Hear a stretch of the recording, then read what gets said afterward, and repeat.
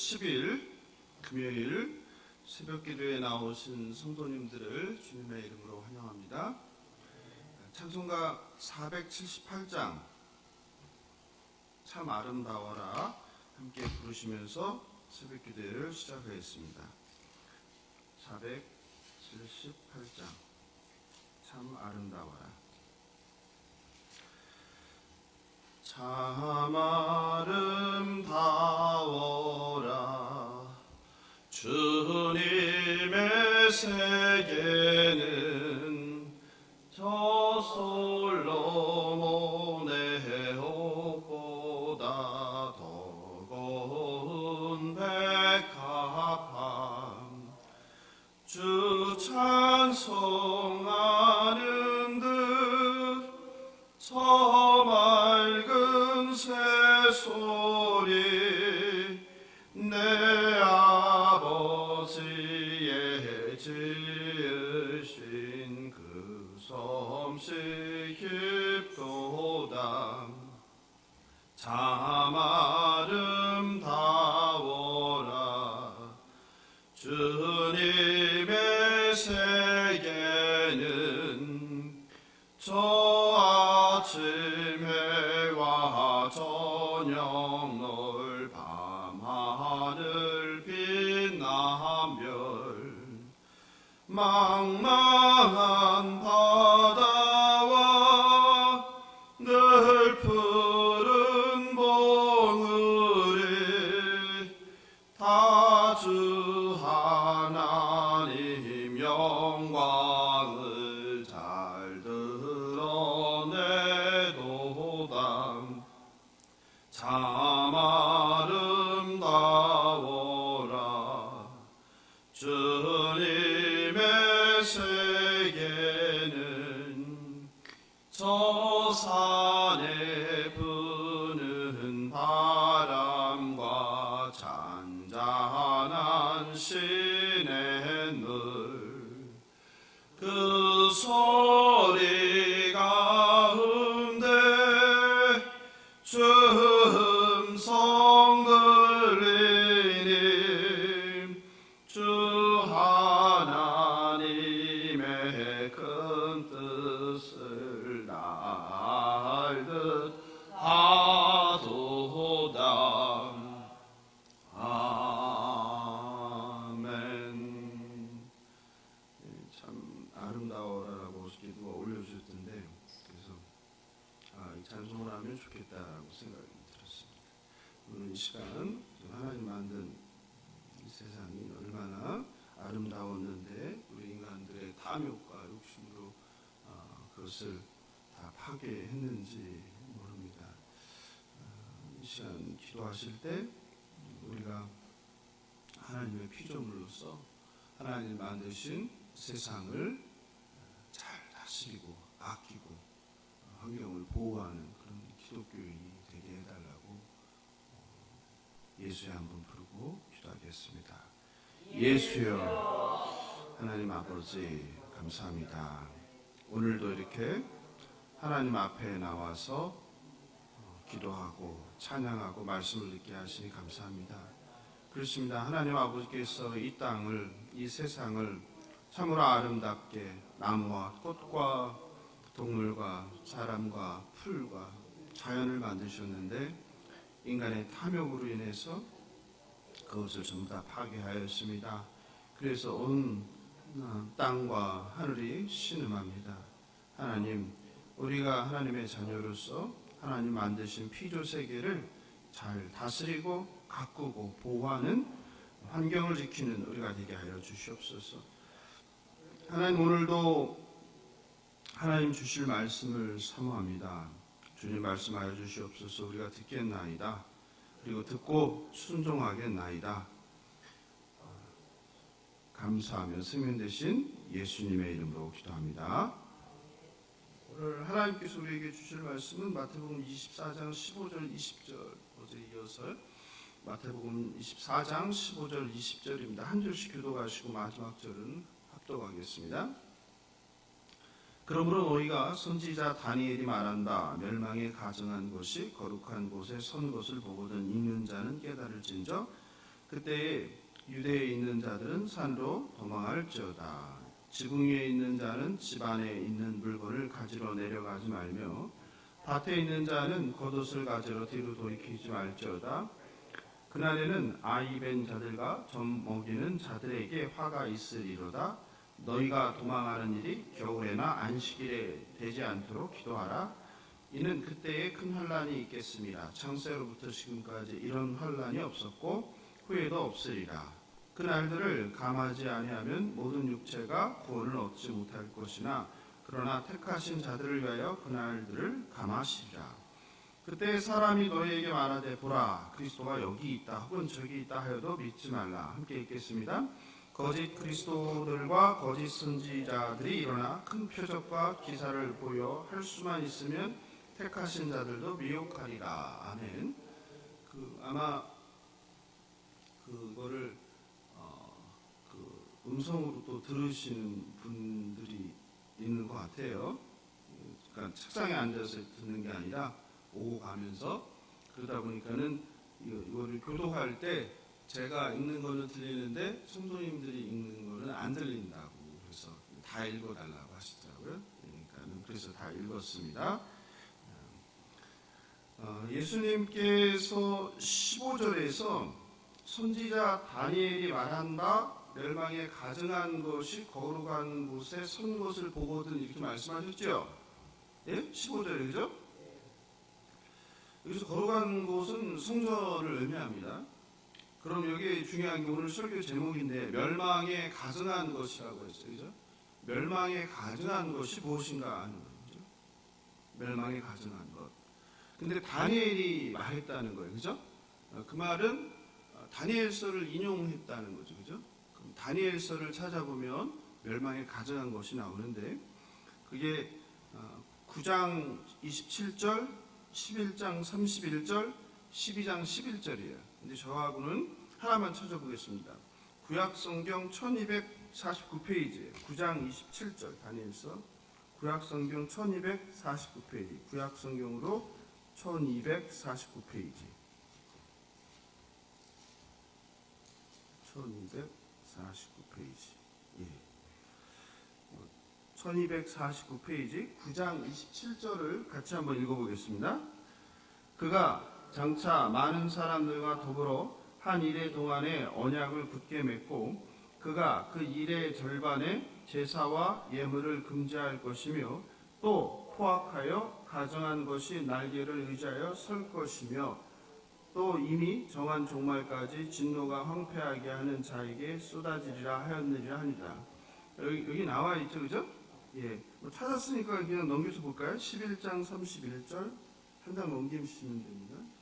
9장 넘기면 11장 31절 같이 읽어볼까요? 군대는 그의 편에 서서 성소 곧 견고한 것을 더럽히며 매일 드리는 제사를 폐하며 멸망하게 하는 가증한 것을 세울 것이며 성전에다가 멸망하게 하는 가증한 것을 세운다 이렇게 그죠? 12장 11절입니다. 매일 드리는 제사를 폐하며 멸망하게 할 가증한 것을 세울 때부터 1290일을 지낼 것이요. 나오죠, 그죠? 여기 다니엘서에 멸망에 가증한 것이 나온단 말이에요. 근데 거기서 그것만 볼 게 아니라 거기에 어떤 내용이냐면 제사와 예물을 금지할 것이다, 그죠? 그게 나오죠. 그리고 멸망에 가증한 것이 어떤다는 거예요? 그 깨끗한 곳에 세워진다, 서진다, 그죠? 그래서 학자들은 보통 이 다니엘서의 이 구절은 주전 168년 시리아의 안티오쿠스 4세 에피파네스가 예루살렘 성전을 더럽힌 사건이라고 이야기합니다. 언제라고요? 주전 168년. 안티오쿠스 4세가 예루살렘 성전에다가 뭘 세웠냐면은 헬라 제국의 그리스 그 가장 큰 신이 있죠. 누구예요? 제우스. 예, 제우스를 세운 거예요. 제우스를 어디다가? 예루살렘 성전에다. 그러니까 이게 바로 그거예요. 가장 거룩한 곳, 신성한 곳에다가 누구를요? 이방신의 왕이라고 불리는 제우스 상을 세웠다는 거예요. 그리고 유대인들이 제일 싫어하는 게 불결하다고 여기는 게 뭡니까? 돼지예요, 돼지. 돼지를 제물로 바친 거예요. 그러니까 있을 수 없는 일이 일어난 거죠. 그런데 이 멸망에 가정한 것을 안티오쿠스 4세로 이해하는데 문제가 있어요. 왜 문제가 있냐면 다니엘서는 보통 몇 세기에 쓰여졌다고요?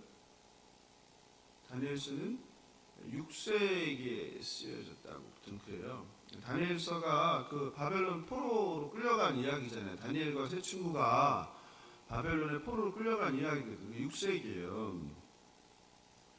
안티오쿠스 4세는 아까 몇 년이라고 했죠? BC 168년 2세기잖아요. 그러니까 연대가 이렇게 차이가 나잖아요. 그래서 일부 학자들은 다니엘서의 저작 연대가 6세기가 이제 전통적인 기독교에서 주장하는 건데 6세기가 아니라 2세기다라고 주장하는 게 요즘 좀 추세입니다. 그래서 저자는 2세기에 있는 저자는 2세기에 살고 있는 사람이 익명의 저자가 6세기에 다니엘의 이야기를 기록한 것이다 이렇게 이야기합니다. 그러다 보니까 6세기에 있었던 다니엘의 이야기를 기록하는데 저자가 살고 있는 시대는 지금 어디예요? 안티오쿠스 4세 시대. 그 시대를 살았던 사람이니까 그 시대에 처한 이스라엘의 상황을 다니엘서에 집어넣었다. 이렇게 오늘 학자들이 최근에 많이 증가하고 있는 추세입니다. 그래서 학자들이 다니엘서에서 말하는 멸망에 가정한 것을 바로 안티오쿠스 4세의 성전을 더럽힌 사건으로 보는 근거는 우리 다니엘서에도 당연히 나오지만 특별히 마카비서에 나옵니다. 마카비서 지난번에 한번 제가 말씀드렸죠. 마카비서는 그 외경이라고 그러죠. 외경. 그래서 제가 한번 읽어드리겠습니다. 제가 기회가 되면 외경은 들어보셨죠? 외경. 예, 위경 들어보셨죠? 뭐 들어보셨어요?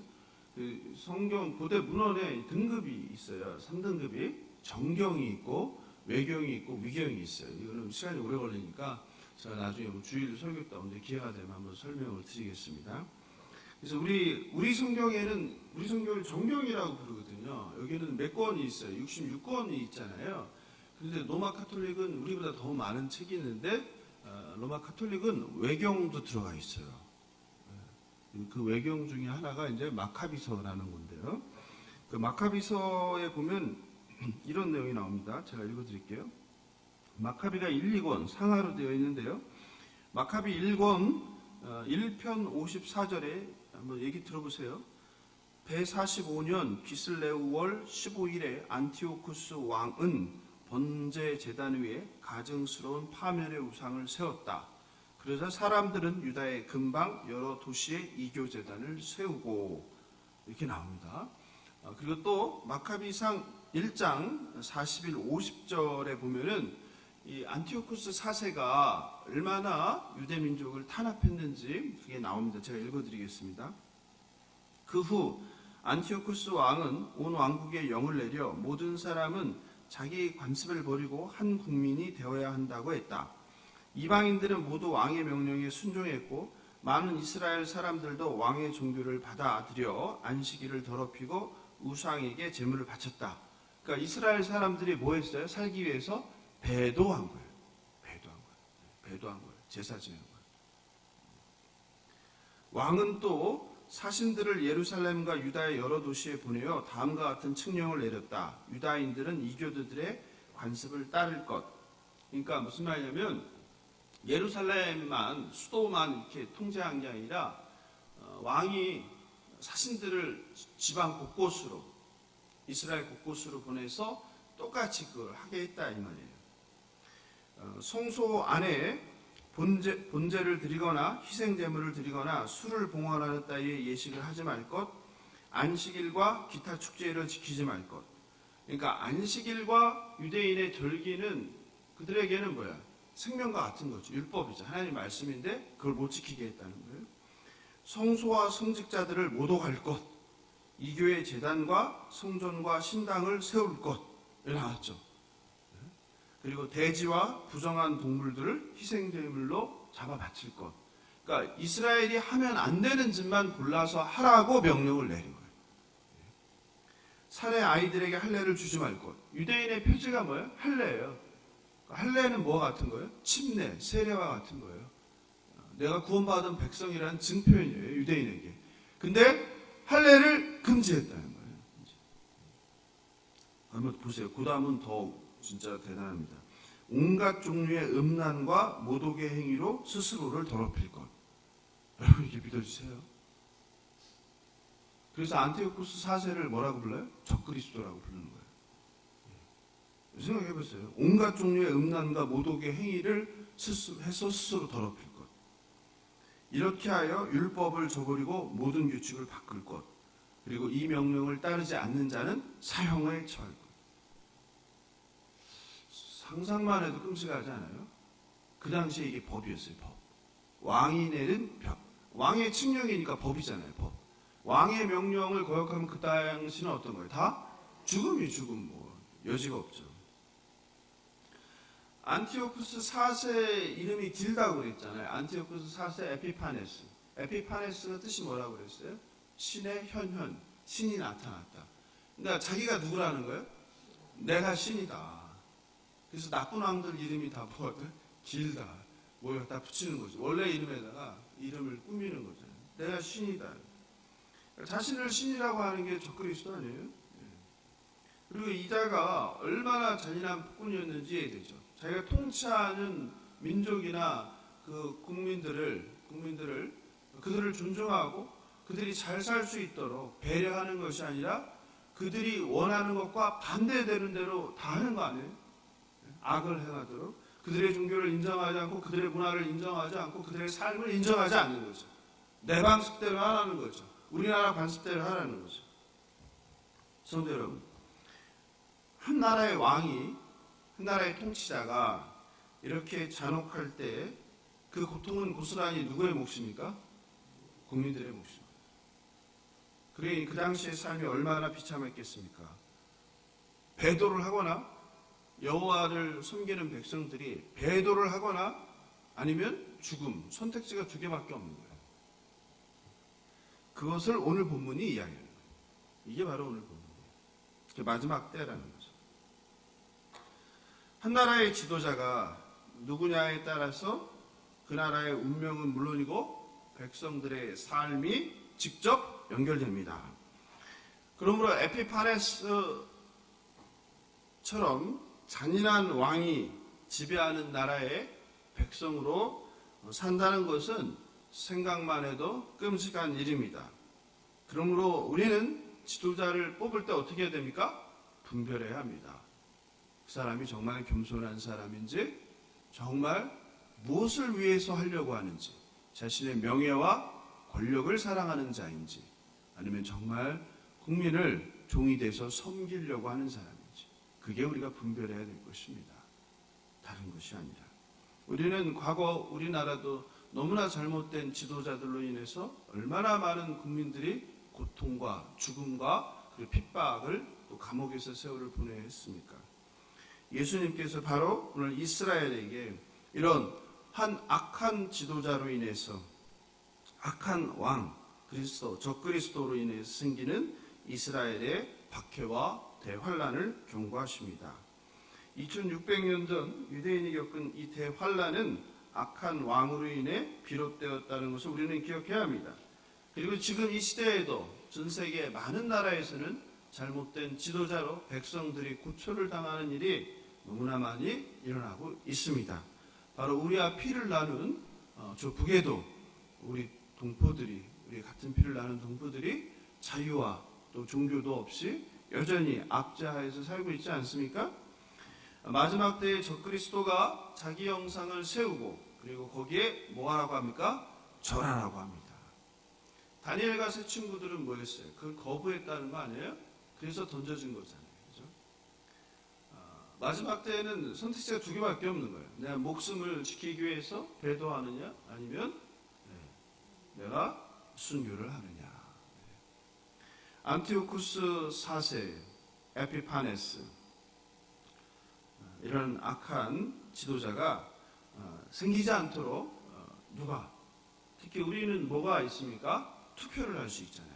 네, 그래서 깨어서 깨워서 정말 저 사람이 겸손한 자인지 국민을 위하는 자인지 이 나라를 위할 자인지를 항상 분별해서 투표해야 됩니다. 누구 이야기 듣고 주변 이야기 듣고 그렇게 해서는 안 돼. 기독교인은 자기가 비추어서 성경 말씀에 비추어서 정말 저 사람이 하나님 말씀에 합당한 사람이죠. 교회를 다니는 사람이 아니라 우리가 교회를 다니는 사람 뽑았다가 얼마나 많은 고생들을 과거에 했습니까? 제가 말씀드렸잖아요. 교회 다닌다고 다 신자가 아니다. 하나님 말씀에 하나님 말씀 뭐예요? 두 가지예요. 공의와 사랑. 공의가 있는 사람인지 사랑이 있는 사람인지 그걸 분별해야 됩니다. 그리고 주님은 도망가라고 말씀하십니다. 거기 그 뒤에 나오는 얘기가 도망가라죠. 어떻게 하라고 그래요? 물건을 챙기지 마라. 물건 챙길 시간이 없다. 그죠? 도망가라. 근데 중요한 것은 이런 대환란의 이야기를 듣는 우리에게 느낌이 있습니까? 없습니까? 느낌이 없다는 거예요. 살기 좋은 대한민국 역사상 이렇게 번영했던 때가 있습니까? 없죠. 이렇게 부강했던 때가 있습니까? 없죠. 전 세계 200개가 넘는 나라 중에서 10대 강국, 경제력, 군사력이 6인가 그랬죠? 경제력이 9위, 그렇죠? 국민소득 모든 면에서 대한민국 역사상 이렇게 부강하고 이렇게 풍요롭고 이렇게 자유로운 시대를 사는 신앙인에게 오늘 본문처럼 예수님의 대환란과 핍박에 대한 경고는 전혀 와닿지 않는다는 게 우리의 문제이죠. 그러나 분명히 대환란과 마지막 때가 있다는 것을 우리 성도는 기억해야 합니다. 그러나 다른 한편으로 그것에 미혹돼서도 안 된다는 거예요. 그래서 오늘 또다시 거짓 선지자를 주의하라고 경고하십니다. 그렇죠? 23절을 같이 읽어보겠습니다. 그때 사람이 너희에게 말하되 보라 그리스도가 여기 있다 혹은 저기 있다 하여도 믿지 말라. 그렇죠? 우리가 그거 많이 하잖아요. 전 보러 다닐 때 용하다는 점쟁이가 어디 있대더라. 예? 그렇죠? 예? 용한 점쟁이가 어디 있어요? 예? 압구정에 있어요? 성신여대에 있어요. 성신여대에 주로 많은가요? 아니면 지리산 산골에 있어요. 예? 그래서 용하다는 점쟁이 이야기 들으면 어디 다 찾아다니는 거 아니에요? 그죠? 예, 똑같은 거죠. 누가? 예? 용하다는 그리스도가 저기 있대더라 여기 있대더라 하더라도 뭐하라? 믿지 말라. 그러니까 여기저기 집회 같은데 검증 안 되는데 다니는 거 굉장히 위험한 거예요. 간혹 이제 외국에서 누가 왔다고 집회 같은 거 합니다. 미국에서 누가 왔다더라 아프리카에서 누가 왔다더라 대개 보면 다 누구예요? 예? 이적을 행하는 사람. 여기서 집회 많이 합니다. 그런데 함부로 따라다니시면 안 됩니다. 거짓의 영이 미혹의 영이 들어갈 수 있습니다. 굉장히 영적인 문제입니다. 그래서 검증되지 않은 특히 신사도가 많이 그러죠. 신사도 집회 특히 경계하시기 바랍니다. 거의 신사도 집회에 많이 미혹되는데 정말 조심하셔야 됩니다. 성경은 분명히 이야기하고 있어요. 24절 한번 보세요. 24절 그죠? 거짓 그리스도들과 거짓 선지자들이 일어나 큰 표적과 기사를 보여 할 수만 있으면 택하신 자들도 미혹하리라. 누구를 미혹해요? 믿지 않는 자가 아니라 믿는 자들을 미혹한다는 거예요. 무엇을 통해서요? 표적과 기사. 표적과 기사가 그러니 누구께 아닐 수 있는 거예요? 하나님의 것이 아닐 수 있는 거예요. 근데 문제는 우리는 어떻게 생각하는 거예요? 표적과 기사를 보면 야 하나님 기사하셨구나 한답니다. 조심하셔야 돼요. 그러니까 눈에 보이는 거에 사람은 잘 속거든요. 눈앞에서 일어나는 거예요. 기적이. 못 걷던 사람이 일어나는 거예요. 네? 성경이 눈을 뜨는 거예요. 이런 걸 보면 뭐 하는 거예요? 사람이 그냥 모든 생각이 다 사라져버리고 오직 뭐예요? 야 이거 하나님이 하셨구나. 이렇게 하는데 그렇지 않을 수 있다는 거예요. 누가요? 적그리스도가 거짓 그리스도가 거짓 선지자들과 그것도 그냥 표적이 아니에요. 큰 표적과 기사를 통하여 일한다는 거예요. 뭐 하기 위해서요? 하나님의 백성을 잡아먹기 위해서. 마지막 때 발악을 하는 거죠. 사탄 마귀가. 네? 꼭 기억하십시오. 그래서 항상 그럴 때는 뭐 하라? 저게 정말 하나님께서 하신 건가? 검증하라. 어떻게 검증하라? 기도하세요. 정말 거룩한 느낌이 드는지. 그래서 되게 뭐 광신도들의 집회 같은 데서 일어나는 거 거의 잘못된 영일 가능성이 높아요. 성령님이 하시는 건 거룩한 일이에요. 거룩한 거예요. 그래서 거룩함이 느껴지는가 아니면 뭔가 더러운가. 그리고 그것을 행하는 자가 누구인가? 그 사람이 정말 신실한 사람인가? 아니면 정말 바르지 못한 삶을 사는 사람인가? 거짓말을 하고 돈을 좋아하고 여자를 좋아하고 문란하고 그런 사람이 아무리 표적과 기사를 낼지라도 그건 뭐일 가능성이 높은 거예요? 거짓 영을 받은 광명의 천사일 가능성이 높죠. 가장한.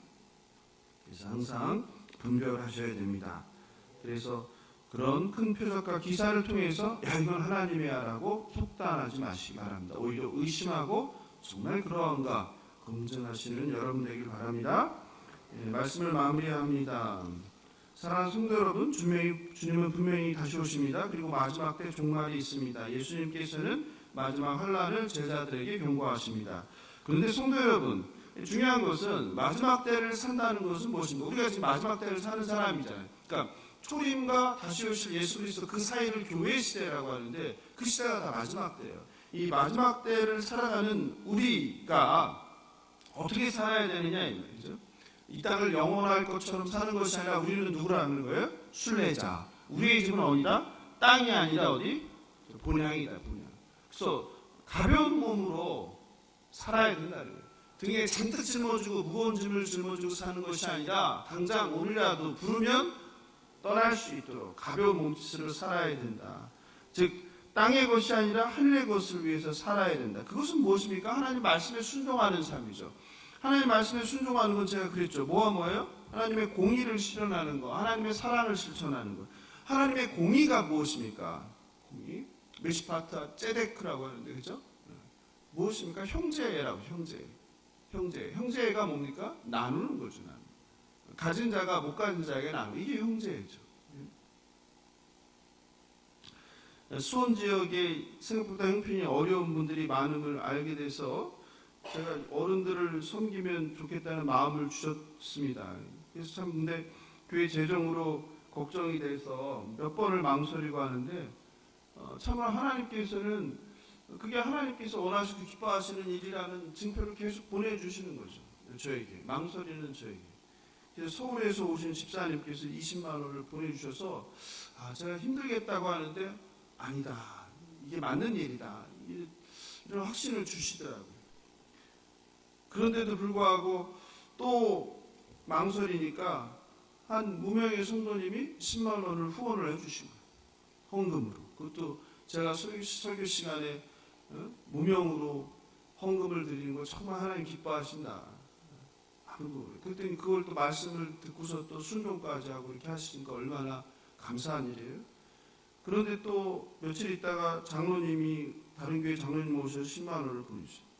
그러니까 망설이는 저에게 계속 확신과 재정 같은 거 걱정하지 말까. 그러니까 하나님 일을 하는 사람은 제가 이번에 또 한 번 느낀 거예요. 돈 걱정할 필요가 없다. 하나님이 그 기뻐하시는 뜻이 맞다면 어떤 방법으로든 도와주신다는 그 확신을 또 주시더라고요.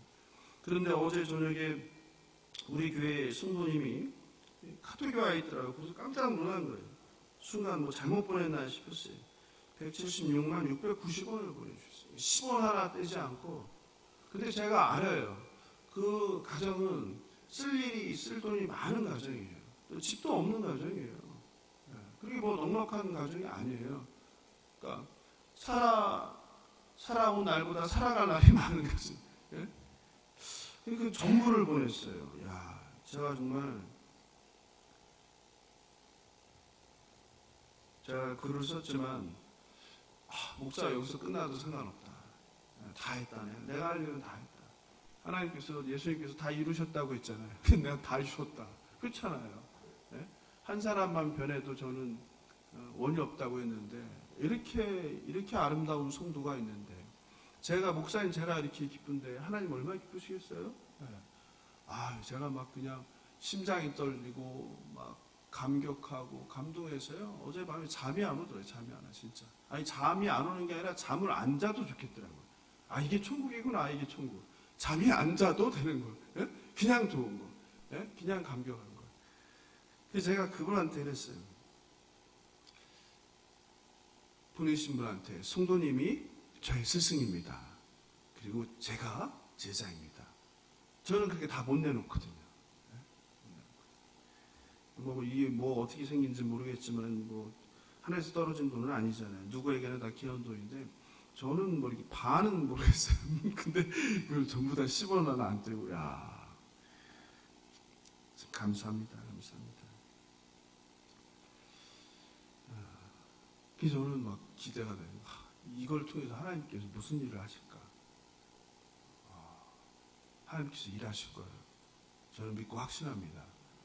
하나님께서 우리 예수사랑의 교회를 통해서 놀라운 일을 하고 계시구나라는 생각이 들어요.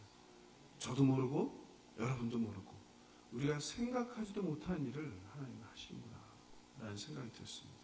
그러면서 드는 생각이 그래 성도는 은혜로 사는 거구나. 은혜로. 성도는 은혜로 사는 거예요. 은혜로. 그러니까 죽어도 기쁜 게 우리 성도의 삶이구나. 내가 못 먹고 못 써도 그걸로 누군가 먹고 있고 할 수 있다면 그 은혜로 사는 것이 성도구나. 왜냐하면 우리는 애굽에서 탈출해서 뭘 먹은 백성들이에요? 만나 메추라기 하나님 주시오. 이런 성도한테 하나님께서 안 채워주시겠어요? 이렇게 순전한 마음을 가진 성도에게 저는 믿습니다. 그러나 바라옵기는 우리 성도들이 이 성도의 헌신을 기억하면서 그 가정을 위해서 기억하고 기도해 주시면 좋을 것 같아요. 30배, 60배, 100배로 그 가정에 채워주시고 물질적으로든 영적으로든 모든 면에서 참 감사합니다. 그래서 정말 귀하게 우리 어르신들과 또 부탁한 분에게 지원하고 또 목사님이 알아서 배분을 해달라고 하는데 제가 배분을 잘 하겠습니다. 그런데 어젯밤에 한 선교사님이 연락을 왔더라고 오랜만에. 근데 한국에 잠깐 귀국했나 봐요. 근데 두 분이 다 수술을 하게 됐나 봐요. 남자는 무릎 수술을, 또 부인은 또 자궁이죠. 자궁에 근종이 생겨서. 그래서 어젯밤에 안 그래도 이걸 어떻게 배분을 해야 되나 고민을 하고 있는데 고민을 덜어주셨어요. 그러니까 하나님 하시는 일은 그렇다는 생각이 들어요. 하나님 또 알아서 또 보내야 될 것도 말씀해 주시는구나. 참 신기해요. 그러니까 참 목사로서 좀 사역한다는 게 그런 기쁨이 있어요. 가장 큰 기쁨은 뭐냐면 우리 성도님들이 말씀을 듣고 회개하고 또 변행하는 이게 가장 큰 기쁨이에요. 정말 이거보다 큰 기쁨이 없어요. 그리고 두 번째 기쁨은 이렇게 성도들이 정말 하나님 나라를 위해서 이렇게 헌신하는 걸 보면 정말 그 기쁨은 말로 다 할 수 없어요. 정말 목사를 내려놔도 목사가 내일 고만 안 해도 여한이 없다고 했는데 사실은 죽어도 여한이 없다. 괜찮아요. 이 상태로 가면 저는 되는 거 아니에요? 하나님한테 얼마나 저도 칭찬 받겠어요. 그죠? 한 영혼을 이렇게 변화시켰으니까. 물론 제가 한 게 아니라 하나님께서 말씀 주셔서 그 말씀이 그 영혼을 살리고 변화시킨 것은 정말 기대가 크고 그리고 또 우리 성도님들께 진심으로 감사드립니다. 오늘 말씀 생각하면서 같이 기도하면 좋겠습니다. 오늘 기도할 때 특별히 정말 우리 예수사랑교회 오늘부터 바자회 하는데 바자회가 잘 돼서 또 우리 수원 지역에 어려운 이웃들을 돌보는데 부족함이 없게 해달라고 그리고 이런 아름다운 헌신들 섬김을 통하여서 정말 하나님 나라가 확장되게 해달라고 또 오늘 본문 말씀처럼 우리가 마지막 때라는 것을 우리가 풍요롭고 자유로운 시대에 살지만 지금 이 시간에도 누군가는 자유도 없이 가난과 궁핍과 압제 속에서 정말 마지막 때를 실감하면서 사는 사람들이 있다는 것, 그들이 있다는 것을 기억하고 그들을 위해서 기억하고 우리 또한 마지막 때에 속한 사람이라는 것을 기억하면서 이 땅의 것이 아니라 하늘 영광을 위해서 살아가는 우리 되게 해달라고 예수 한번 부르고 기도하겠습니다. 예수여